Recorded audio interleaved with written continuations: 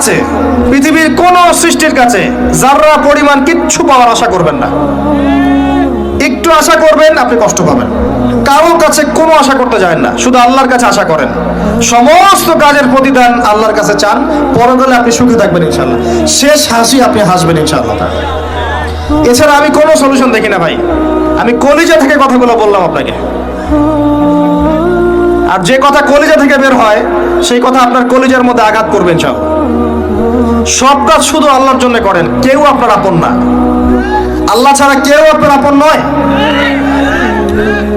আপনি ভুল করবেন যদি আপনি অন্য কাউকে আপন মনে করেন। আপনার পলিটিক্যাল লিডার, আপনার প্রশাসনের স্যার, আপনার পরিবারের স্ত্রী, আপনার সন্তান, হাবি হাবি যা যা আছে, যদি মনে করেন আমার আপনজন, আপনি ভুল করবেন।